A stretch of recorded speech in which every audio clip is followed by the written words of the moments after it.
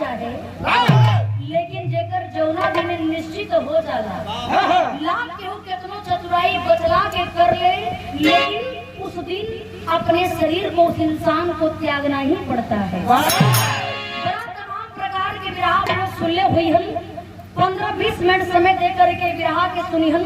विश्वास बा की विराह आप लोगों के पसंद आई। ये मौत के ऊपर की मौत है क्या? कैसे सर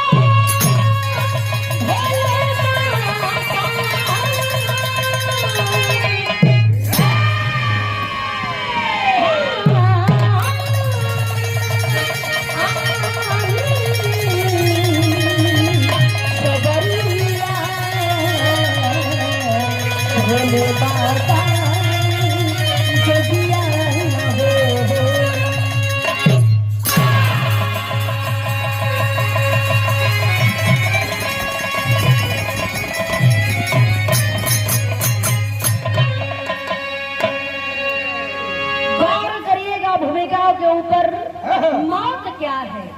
बड़ा ही सुंदर लाइन कवि जी लिखले हुए। कैसे मास्टर?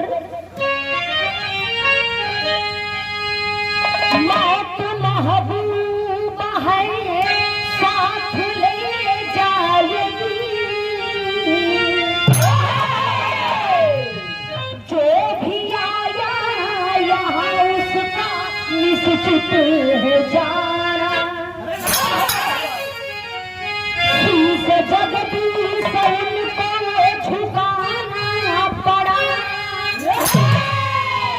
मौत के याद चलता न कोई बहारा। ढलेगा तो हर हाल में रात होगी, सत्यानियम है प्रकृति का पुराना।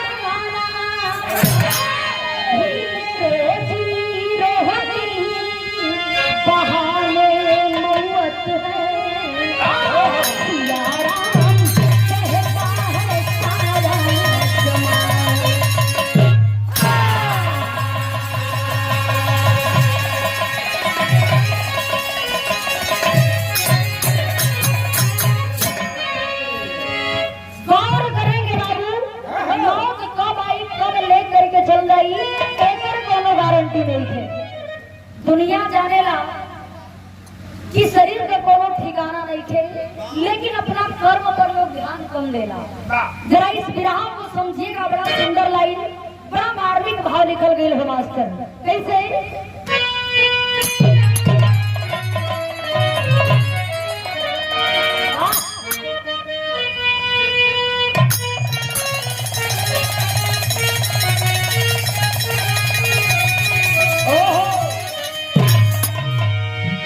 जिंदगी में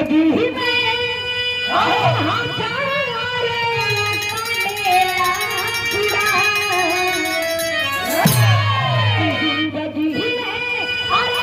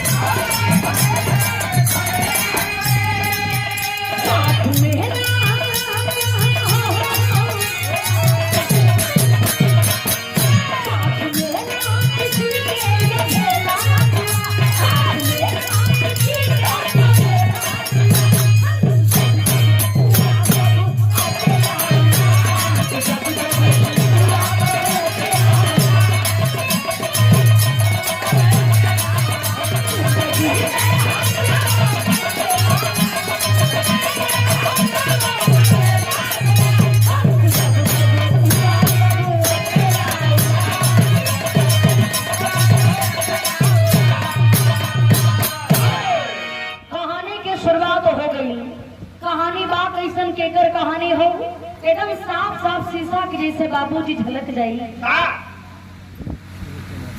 कहानी का कैसन केकर कहानी हो कहराम बा।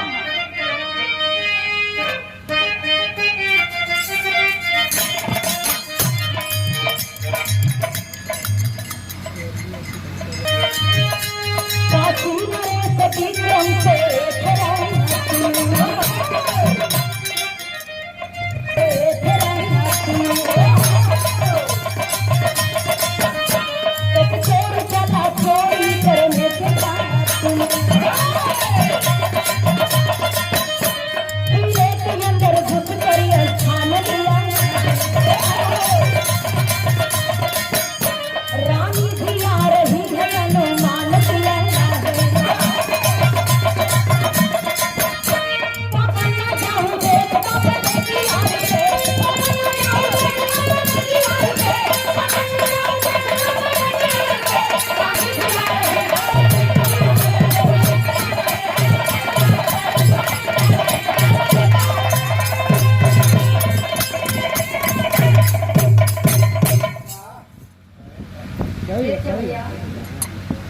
गौर करेंगे,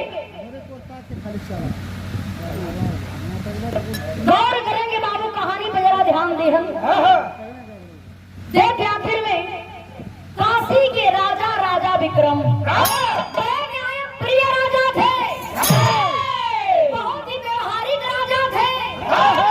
राजा साहब के न्याय से, राजा साहब के व्यवहार से पूरा प्रजा बड़ा प्रसन्न रहा।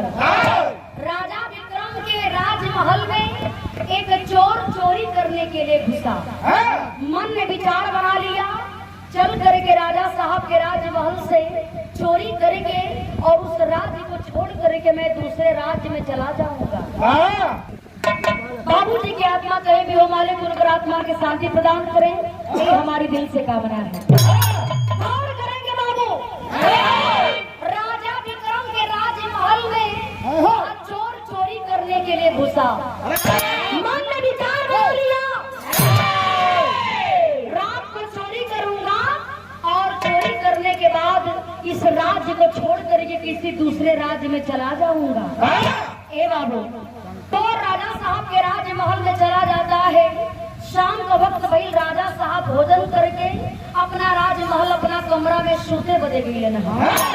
जब राजा विक्रम सूते बदे गईलन, चोर पर्दे की आड़ में छुप रहा है, सोच रहा है कि जब राजा रानी दोनों लोग जब सूत गई हन तब तो जाके हमारी सेटिंग बनी। पहले राजा साहब आ करके बाबू भोजन करके जा करके अपना बेड पर सुतलन। पीछे से रानी साहिबा भी जा पड़ी। रानी साहिबा के पायल के झनकार सुन करके चोर पर्दे की आड़ में छुप करके देख रहा है कि रानी साहिबा आवत पड़ी। जैसे ही वो कमरा के अंदर रानी साहिबा का एंट्री भइल बा, रानी साहिबा के साथ में वो छोटा सा मेढक आ गई। जब मेढक आइल बा, रानी साहिबा देख करके उनका दिमाग ना काम कैलस, वो मेढक के देख करके एक थाली लेकर के मेढक को ही कमरा में ढक देली। जब मेढक के कमरा में ढकली न बाबू, मेढक के ढक देली। जब मेढक के ढक देली, चोरवा अपना आँख से देखा था कि रानी साहिबा यही कमरा में वो थाली के अंदर मेढक के ढकले बाड़ी। फिर जा करके रानी सो जाती है। राजा और रानी जब दोनों लोग सुत गईलन है बाबू, जब धीरे धीरे रात का 12 बजे वाला हो, तब देखे राजा साहब के कान में वो आवाज सुनाई देता। वो आवाज कैसे मास्टर यहाँ गीत लगल हो।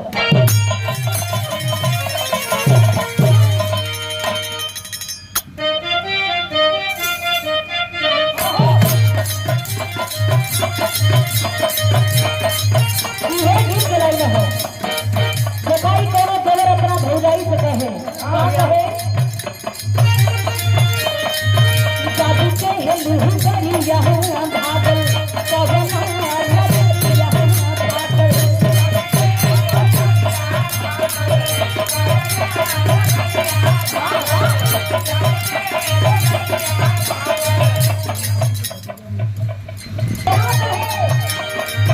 जादू के हेलू गरिया भागल कवन नजरिया भागल। हेलू गरिया भागल कवन नजरिया भागल।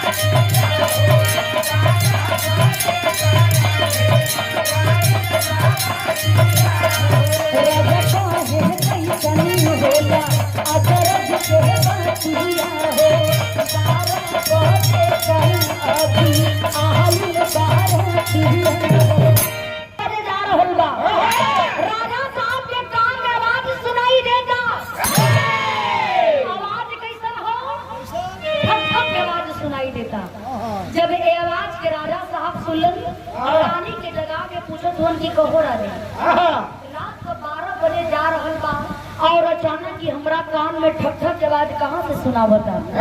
तब देखे बाबू रानी साहिबा बतौली हका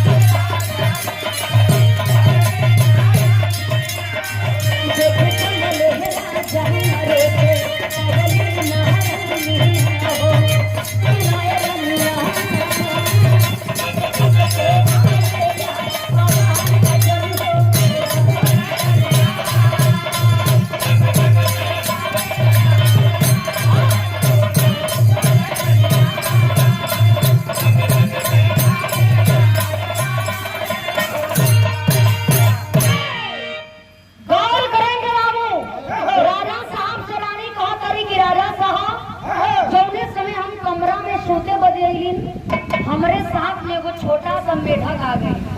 वही मेढक के हम थाली से ढकले बड़ी के बाबू रानी साहिबा सारी बात राजा साहब से कहली कि जब हम कमरा में सोते खाते रही तो हमारे साथ में वो छोट सा मेढक आ गई। वही मेढक के हम थाली से ढक दहले बाड़ी लगत बा तुम्हें ठक ठक आवाज सुनावता।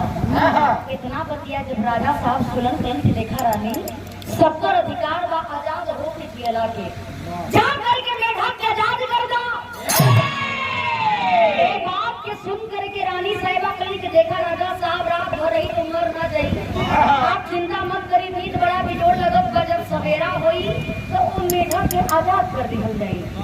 ए बाबू देखें आज यही बात सुन करके अब राजा साहब के रहना गई बेड से उठ करके तुरंत जाते हैं और जा करके जैसे ही थाली को हटाना चाहते हैं थाली को जैसे हटाते हैं थाली के अंदर से कोई मेढक नहीं बल्कि बहुत विषैला सर्प निकलता है। बहुत विषैला सर्प निकलता है बाबू और वह सर्प जा करके राजा साहब को डंक मार लिया। जब राजा साहब के डंक मरले पर राजा साहब धरती पर गिर गईलन। रानी साहिबा शोर के सुन करके दौड़ गई राजा साहब की गोद में लेके बहुत बड़ी राजा साहब की का हो गई आपकी का हो गई राजा साहब। बाबू देखें राजा साहब के मुंह से गाज चले लागल। राजा साहब कलन की कहो रानी कहलू कि हम थाली के अंदर मेढक के ढकले बाड़ी लेकिन हमरा साथे तो बहुत बढ़िया धोखा हो गई। ये थाली के अंदर मेढक ना बल्कि बेसैला सर्प रहल कि हम थाली के हटावे खातिर रही और उस सर्प हमरा के डस रही। ये बतिया कह करके बाबू राजा साहब अपने दम के तोड़ देलन लेकिन वही कमरा में चोरवा पर्दे की आड़ में छुप के सब देख रहल बा। देख कर गवाह हो गई करे बाप रे बाप। रानी साहिबा के थाली के अंदर सचमुच मेढक के ढकले रहली उनके ढकिया अचानक सर्प कैसे बन गई और राजा साहब को वह सर्प काट करके जब ही भागना चाहा तुरंत उस सर्प का वह चोर पीछा करना चालू किया। जब पीछा कर चालू करे लगा हो बाबू, पीछा करते करते, लेकिन गौर करेंगे बाबू, चोरवा सर्प के पीछा करे लगल और पीछा करते करते कुछ दूरी पर पहुंचल बा, देखले बा कि सामने जंगल हो और उसी जंगल के बीचों बीच जा करके वह सर्प सुंदर नारी का रूप बना लिया। जब सुंदर नारी का रूप बनौले बार देख करके चोरवा चकित रही, करे बाप रे बाप, राजा साहब के कमरा में मिट्टी बन के गई, रानी साहिबा थाली से ढक दहली, लेकिन जब वही थाली के राजा साहब हटावे खाती रही तो मेडवी से सर्प बन के राजा साहब पे डस करके और सुंदर जंगल में आके सुंदर नारी कैसे बन गई। जरूर कोनो न कोनो शक्ति बात, जरूर दाम में कुछ काला हो। और 100 रुपया दे करके सम्मान किया गया। बहुत सुंदर व्यवस्था आपकी, कलाकारों का बड़ा ही सम्मान करते हैं। एसएल रेडियो साउंड सर्विस बड़ी सुंदर आपकी व्यवस्था है। 100 रुपया दे करके सम्मान किया गया। बहुत बहुत मैं आपका तहे दिल से सम्मान करती हूँ। चोरवा के मन में शंका होके लागल, कहे लागल कि अब हमार जान गई चाहे रही, लेकिन ये बात के हम पता जरूर लगाए कि आखिर की कैसन माया हो, ये कैसन शक्ति बा। चोरी चोरी धीरे धीरे जा करके बाबू वह चोर उस औरत की कलाई को पकड़ लिया और कलाई को पकड़ करके एक सवाल करता है। क्या कहा मास्टर, यहाँ गीत लगल है।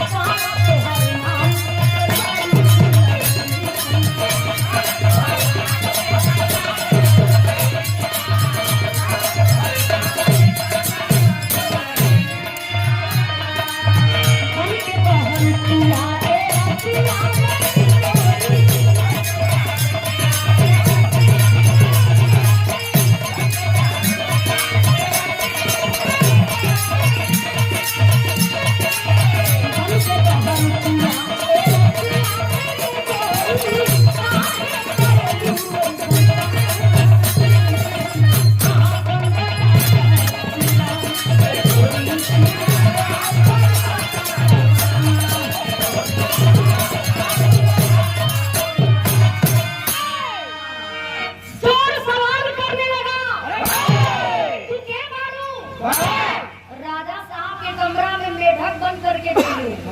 जब वही थाली के राजा साहब हटावे खातिर अइलन तो सर्प बन करके राजा साहब के डस लेलू। राजा साहब के मौत हो गई और इस सुनसान जंगल में आकर के सुंदर नारी बन गई। आखिर तू के बारू, आखिर तू के बारू, ऐसा काम काहे करत बारू? अलग अलग रूप पकड़ करके और राजा साहब के काहे जान से मार देलू। इतना बतिया बाबू देखे जब वो औरत सुनती है, कहती है कि सुनो, तुम जानना चाहते हो कि मैं कौन हूँ? कहानी पर जरा मेन फ्रंट पर गौर करिएगा बाबू। चोरवा से वो औरत कहे लागल कि तुम जानना चाहते हो कि मैं कौन हूँ? मेरा रूप एक नहीं अनेक रूप है, मेरा अनेक रूप है। और जानना चाहते हो कि मैं कौन हूँ, मेरा क्या नाम है? तो ध्यान से हमारी बात को सुनो। आज वो औरत कहे लागल का माँ सिर्फ तेरी से कहना अम्बा।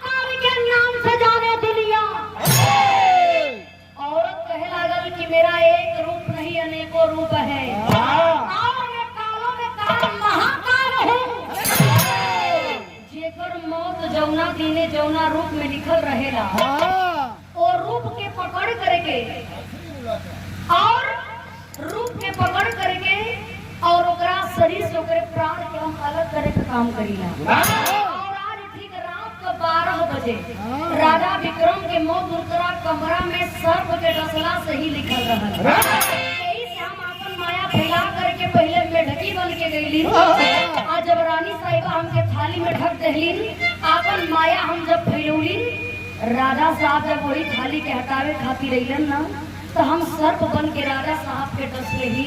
राजा साहब के शरीर से उनके प्राण के अलग कर देली। ए लिए कि आज ही के दिन राजा विक्रम के मौत सर्प के डसला से उनका कमरा में लिखल रहल। मेरा यही काम है,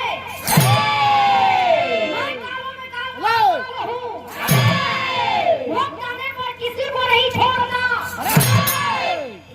जब इतना बतिया चोरवा सोले बा चढ़े, बाप रे बाप, ई कालों में काल महाकाल बड़न कि जेकर मौत जौना रूप में लिखल रहेला वो रूप के पकड़ के ओकरा प्राण के ओकरा शरीर से अलग करे के काम करेलन। वैसन राजा के मौत एगो सर्प के डसला से लिखल रहल। वैसन राजा के मौत एगो सर्प के डसला से लिखल रहल। हम तो एगो चोर बानी, पता ना हमार मौत कैसे लिखल रहल। ये बतिया सोच करके बाबू देखें, आज वह चोर हाथ जोड़ करके वो बात कहता का कहे मास्टर यहाँ गीत लगे।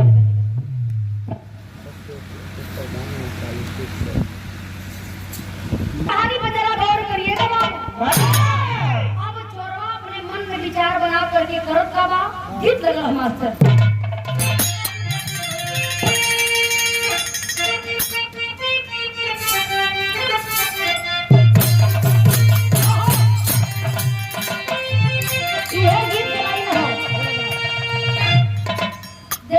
बड़ी पुराना हो लेकिन मन लचकात भी बहुत बढ़िया हो। कैसे? अरे पिया मिला ला नया दूंगा वाला देखे के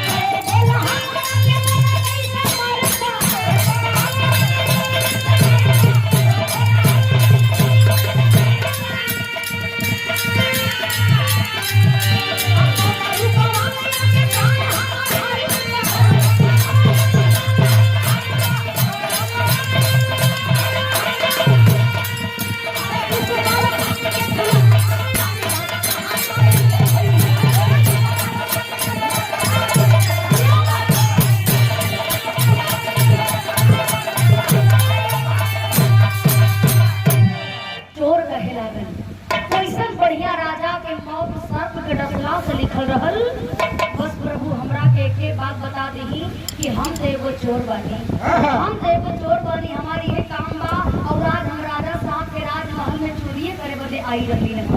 ये दृश्य के देख करके हम चकित रह गई। बस हम कितने बदिया महाकाल आप बता दी कि हमार मौत कौना रूप में निकल है,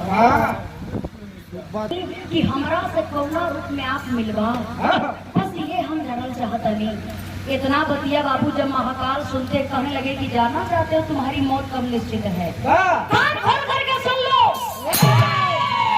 आज से ठीक 20 साल के बाद, आज से ठीक 20 साल के बाद इसी काशी नगरी में, इसी जंगल में, जिस जंगल में हमारा तुम्हारा वार्तालाप हो रहा है, इसी जंगल में तुझे फांसी दी जाएगी और उसी फांसी के रूप में मैं तुमसे मिलूंगा और तुम्हारे शरीर को तुम्हारे शरीर से, तुम्हारे प्राण को तुम्हारे शरीर से अलग कर दूंगा। ये बतिया बता करके बाबू महाकाल वही संतर ध्यान हो जाते हैं। चोरवा सोच करके बड़ा घबराए लगे, करे बाप रे बाप, हमार उम्र खाली 20 साल का है ये हो, आज से ठीक 20 साल के बाद हमसे फांसी हो जाएगी। अब महाकाल हमसे फांसी के रूप में मिली है। देखे आप बुद्धि लगावे लगे चोरवा। यही सब लोग कहला कि इंसान कितना चतुर और कितना चालाक होता है। लगा देला बुद्धि, सोचे लागल कि जब ये राज में हम रहबे ना करो तो न रही बात न बाजी, जब ये राज में हम रहबे ना करो तो हमके 20 साल के बाद फांसी कैसे हुई। इस बात को जरा गौर करिएगा, इंसान कितना चतुर और कितना चालाक होता है। देखें आज वह चोर मौत से बचने के लिए करता है क्या मास्टर, कहना है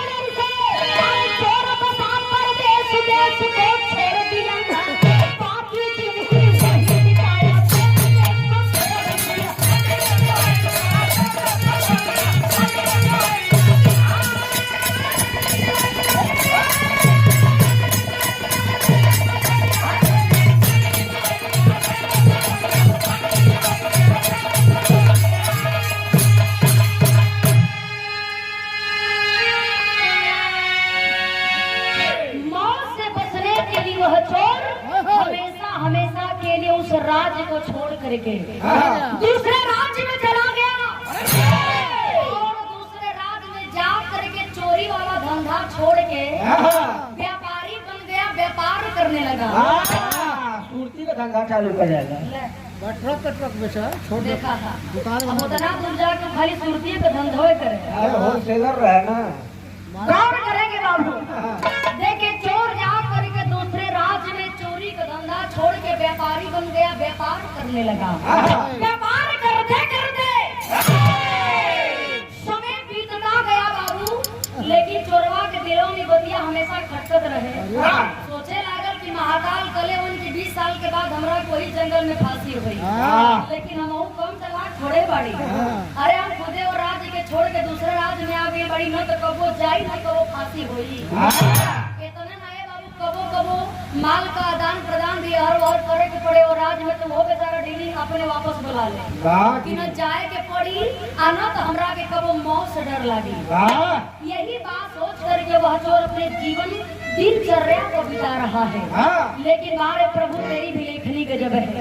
जब धीरे धीरे 20 साल का समय बीतल हो, जब आखिरी दिन वो दिन रहल, वह चोर व्यापार करते करते एक सुनसान जगह पर पहुंचता है। जब सुनसान जगह पर पहुंचा, सामने देख रहा है बड़ा घनघोर जंगल दिखाई दे रहा है। रास्ता से लोगों का आवागमन बड़ा ही कम बा। उसी जगह पर एक चमचमाती हुई रथ दिखाई पड़ रही है। वही रथिया पर बैठ करके बाबू एगो दुल्हन बड़ा वियोग में रोवत है। देख करके चोर बड़ा आश्चर्यचकित में पड़ल कि तनी चल करके हम पूछ ले कि आखिरी नई न मिली दुल्हन अकेले सुनसान जगह पर काहे रोवत है। ए बाबू वह चोर जा करके सवाल करता है, क्यों रो रही हो इस सुनसान जगह पर, इस जंगल में, इस रथ पर बैठ कर क्यों रो रही हो, क्या बात है। जब इतना बतिया बाबू देखें, आज जब दुल्हन सुन ले बात रो रो करके आज चोर से वो बात कहला का कहे माँ पर आधा से कहना है।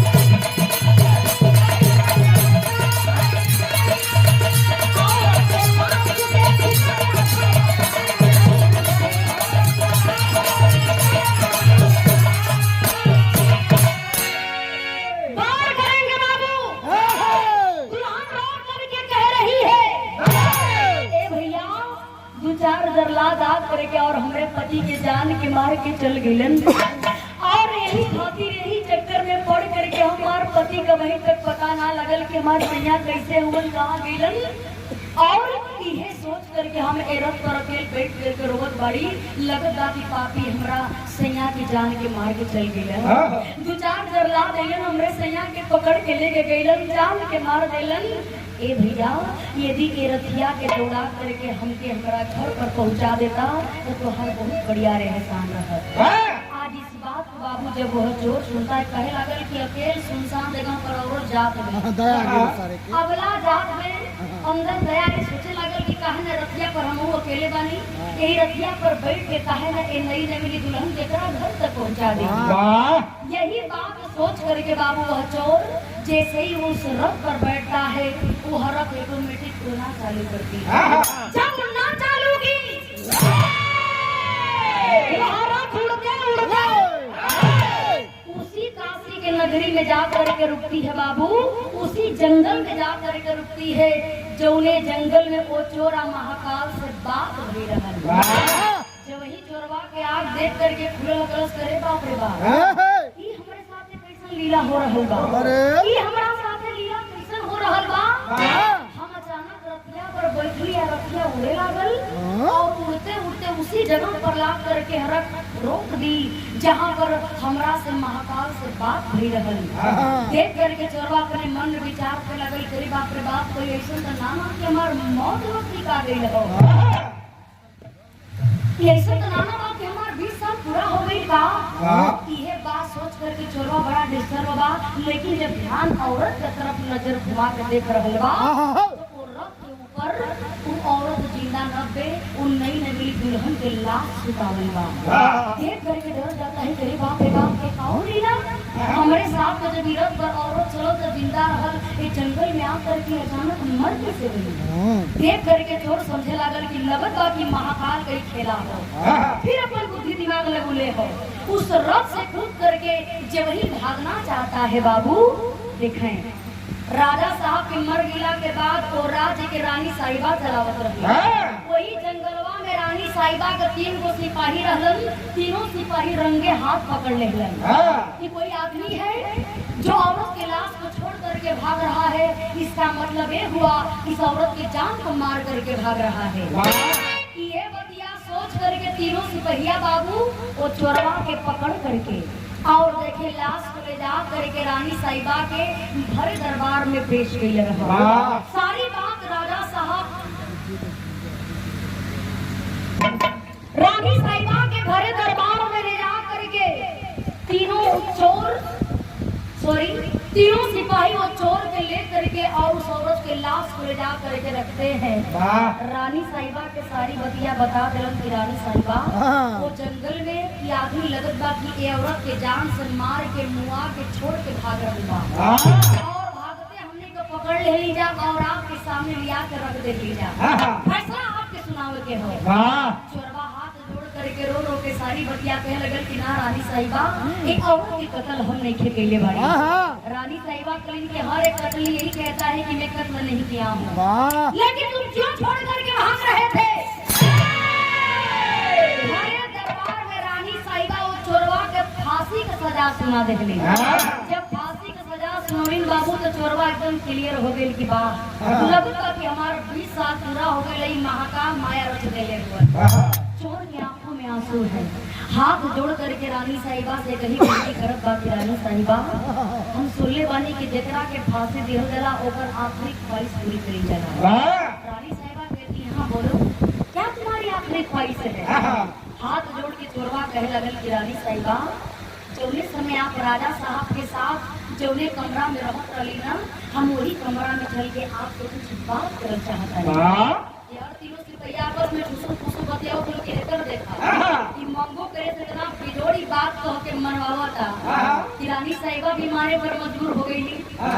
देखे बाबू देखिए आज इस बात को सुन करके रानी साहिबा बचन बचे हैं, कभी कोई बात नहीं, चलो हमारे साथ सभी लोग उस भरे दरबार में बैठ करके इंतजार कर रहे हैं। चोरवा के रानी साहिबा ले करके वही कमरा में गई जोने कमरा में राजा विक्रम के मौत हुई रखा, वही कमरा में लेके गई। चोरवा जाके चारों तरफ देखत बा कहे लगल कि रानी साहिबा याद कराओ दिन 20 साल पहले का दिन याद करा, यही कमरा में राजा साहब के मौत से वो सर्प के डसला से भी रहल। इतना बतिया के बाबू जब रानी साहिबा सुनी करी करे इस बात को तुम कैसे जानते हो, तुम्हें कैसे पता? चोरवा कहे लगल कि रानी साहिबा हमके तने ना पता है, वो पता है कि जौने थरिया के अंदर जौने थाली के अंदर तुम मेढक के ढकले रहलू, जब राजा साहब वही थाली के हटाव बदलन तुम वे मेढकवा सर्प बन के राजा साहब के डसल हेलस और राजा साहब के मौत हो गई। हम दोनों कतली ना, हम एगो चोर रहली, वो समय हम आपके कमरा में चोरी करे बदे घुसल रहली, पर्दे की आड़ में छुप के सब दृश्य के देखत रहली।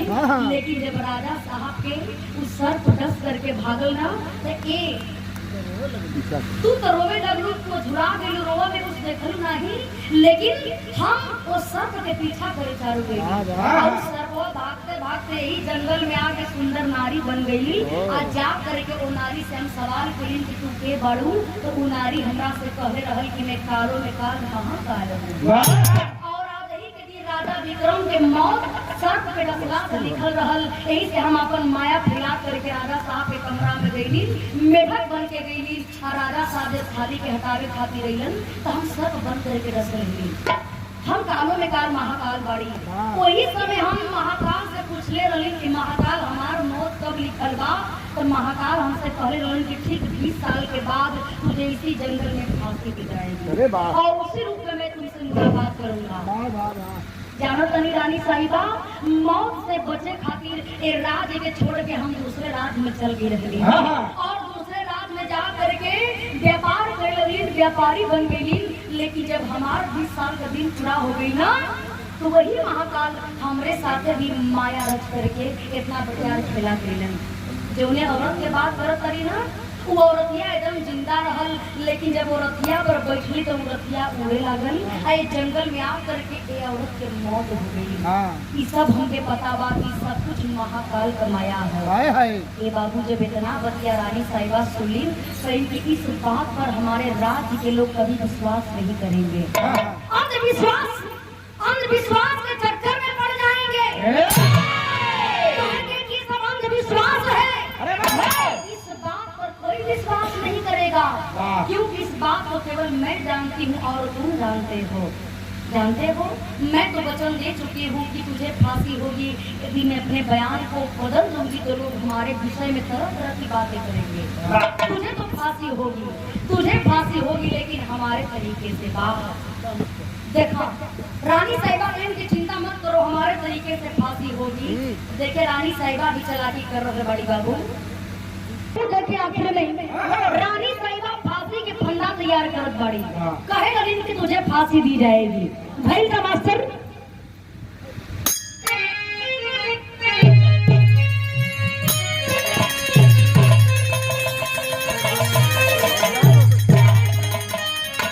सुन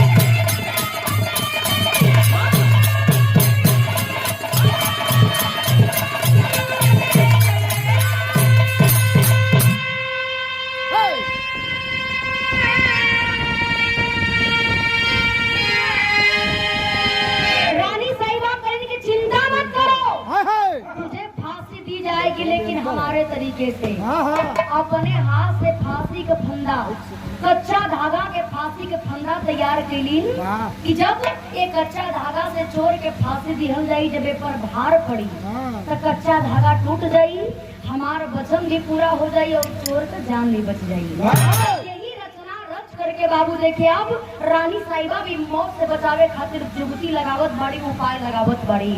लेकिन देखे उसी जंगल के बीचों बीच जैसे ही चोर के गला में वो फांसी के फंदा पड़ल होला, कच्चा धागा के फांसी के फंदा पड़ल, बारे प्रभु तेरी बेला गजब है। उसी कच्चे धागे पर वह महाकाल सवार हो जाता है। और जब महाकाल सवार हो गया, वह कच्चा धागा उस चोर के लिए हमेशा हमेशा के लिए पक्का धागा बन गया और इस दुनिया को छोड़ करके वह चोर चल बसा। बाबू रानी साहिबा देख रही है, सिपाहियों को भेज करके सोचा करने की कहीं ऐसा बनाना था कि बेहोशी के नाटक ले ले हो, वाह। साथ प्रभु ऐसा हो जाए कि बेचारा का जान बच जाए। रानी साहिबा की सोच रही बाड़ी, दो सिपाहियों को भेज करके देखिए, जा करके देखो कहीं ये जिंदा तो नहीं है। जा करके दोनों सिपाही देखते हैं, कहते हैं नहीं रानी साहिबा, इसकी तो मौत हो चुकी है।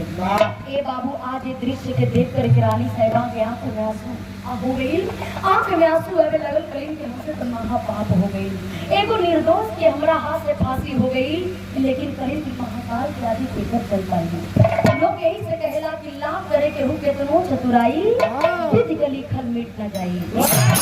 यही मौत का खेला है बाबू। वही जो राम रचि रखा। ए बाबू देखे यही से लोग कहला कि लाभ करे के हूँ केतनो चतुराई, विधि गली खल मिट न जाई। ये जीवन बड़ा अनमोल हो बाबू। मार्केट में बाजार से 2 4 10 हजार 20 हजार का आप लोग सामान खरीदबा, वो सामान के गारंटी वारंटी दोनों मिली, लेकिन इस शरीर का बड़ा जियते भर बहुत कीमत होला, लेकिन इस शरीर का ना तो कोनो गारंटी बा ना तो कोनो वारंटी हो।